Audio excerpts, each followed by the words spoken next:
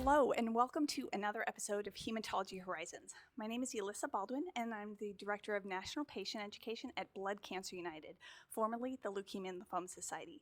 Today, we are on site at the Northern California Blood Cancer Conference in San Francisco, California, which is a free in-person education event for blood cancer patients, survivors, family members, caregivers, and healthcare professionals that is presented by Blood Cancer United.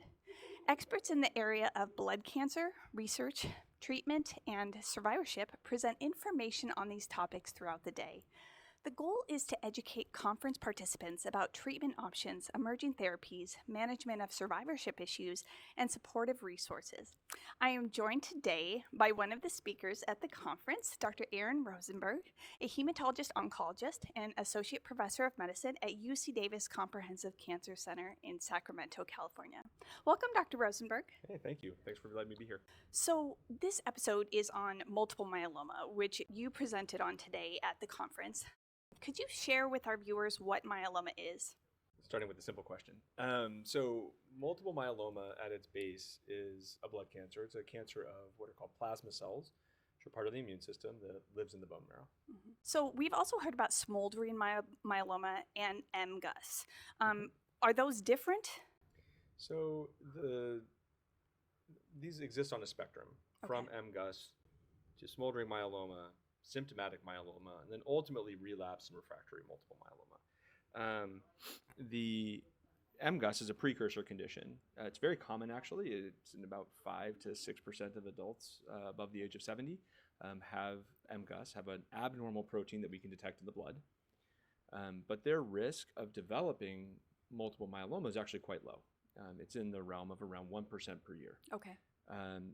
Now, smoldering myeloma is sort of the next step when more mutations happen to that cell that is an MGUS cell, and it can expand a bit more, it becomes smoldering myeloma. Mm-hmm. It hasn't damaged the body, but it has a higher likelihood of damaging the body. Okay. And so there are patients who then they need to be monitored much more closely, maybe once every 3 months, as opposed to maybe once a year in some MGUS patients. And because we are worried about the risk of progression to symptomatic myeloma. So what are the current treatments for multiple myeloma? The list of potential treatments for myeloma is at least as long as I am tall. Are there ones that patients usually start with? Yeah.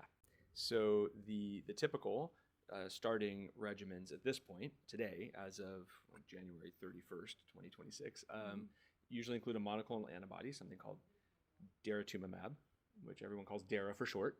Okay. Usually a drug called lenalidomide, the brand name of which is Revlimid, and then usually some steroid early on. And then frequently in younger or more fit patients, we'll have a fourth drug called bortezomib that is part of that cocktail as well. So what about CAR T cell therapy or immunotherapies? Are those used for myeloma right now? So absolutely.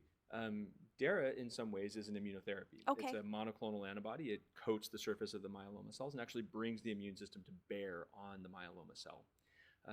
But yes, CAR T cell therapies are being studied in newly diagnosed patients currently, and have become a standard approach for fitter patients in second line and beyond.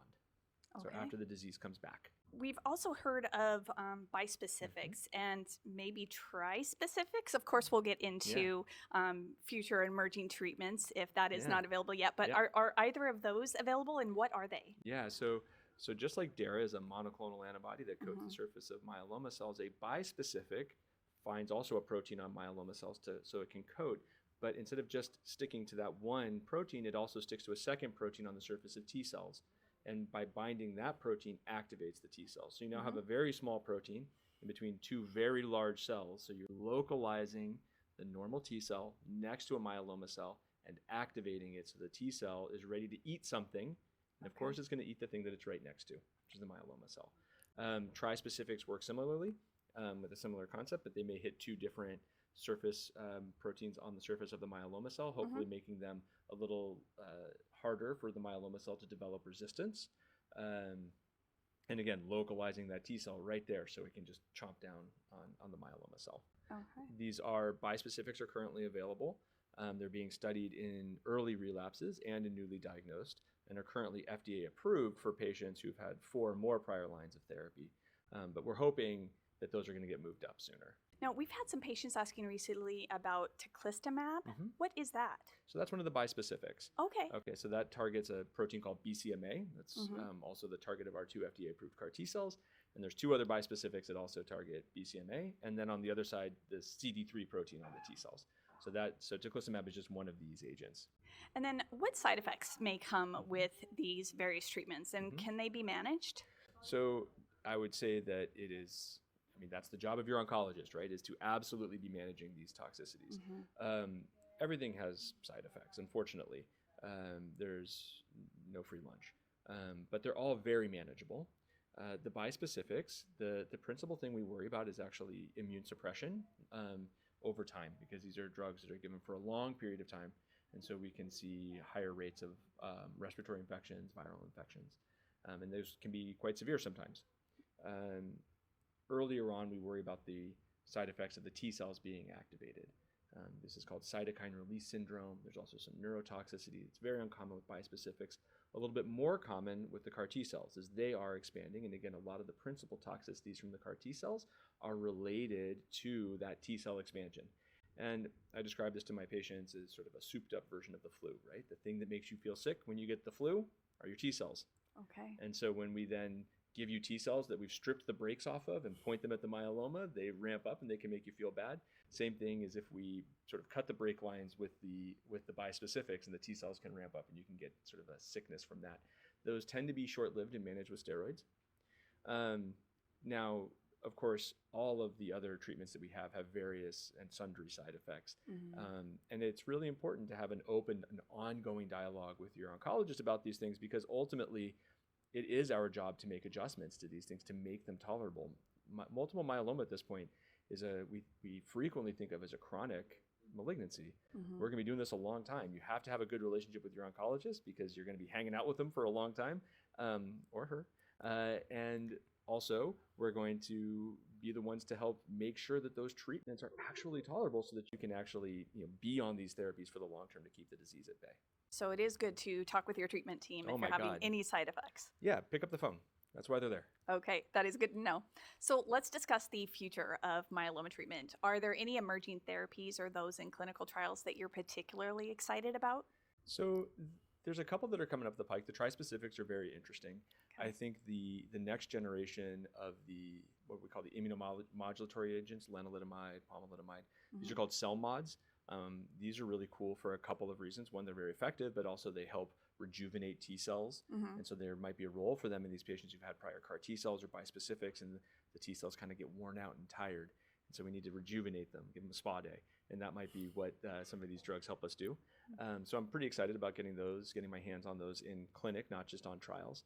The other stuff that's coming up that I'm really excited about are actually some of our response-adapted trials that are aimed at decreasing the amount of treatment we're giving to patients. When I first started this, it was always just more, forever. And it's really exciting to be part of the field at a time when we're actually rethinking that strategy, because we're doing so much better with such more highly effective therapies that we are trying to figure out who can we treat less, who doesn't need continuous maintenance. And those trials are ongoing. Some of them have finished accrual, so we're going to start getting readouts hopefully in the next year or two for some of them. So we're really starting to learn the way the Hodgkin's lymphoma doctors have learned that people don't need forever treatments. Not everybody needs the same level of aggression.